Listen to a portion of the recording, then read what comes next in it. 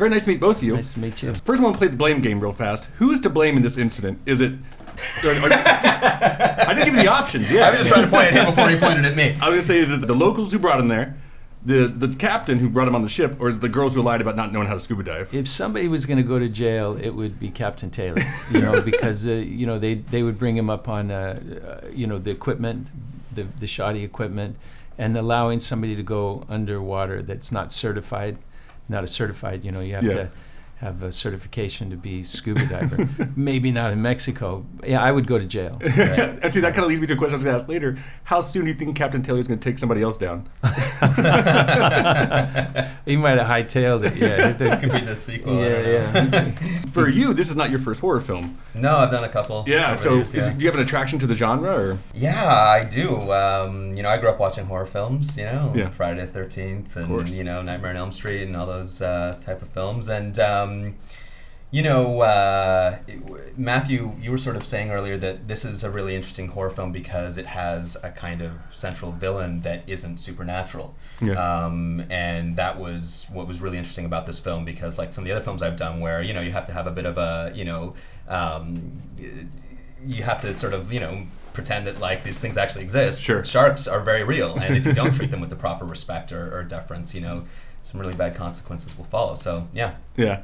What was kind of I'm curious about the ratio of you actually on set to just doing audio recordings, because most of you are through a speaker. Yeah, it's probably more my voice than on camera. Yeah. But it was, again, as I mentioned, my father was a drive-in theater manager. And I grew up in Utah.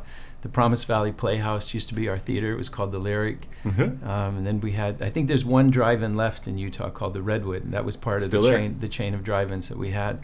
But this was a kind of movie, when I read the script, that was a big summer blockbuster at my dad's drive-in. This was the kind of movie my dad would have been so happy to be able to book and have in his theaters, because he knows that the audiences will love this kind of movie.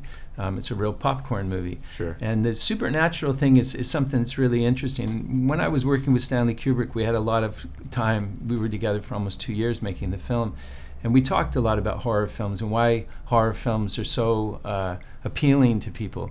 And we boiled it down to the idea that it was because they offer people some kind of solace, that if there's something evil, there must be something good. Yeah. And if there's a vampire comes back to life after death, then that's something. Yeah. So in a way, it's like a kind of religion, that it gives you the hope that there's something else after we expire and die from this life, that there'll be something else, no matter how weird or horrible it might be. Yeah. Right. But as Yani mentioned, that this film it has all those aspects of a horror film without the supernatural. Yeah. You brought up Kubrick, which brings me to another question.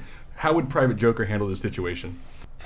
He would have. He's a survivor. He would have been really calm. He'd have assessed his situation. If he was bleeding, he would have wrapped it up, climbed out of the cage, and in the slowest of slow motion rose to the surface of the water. That you want to stay calm. That the sharks are attracted by distress.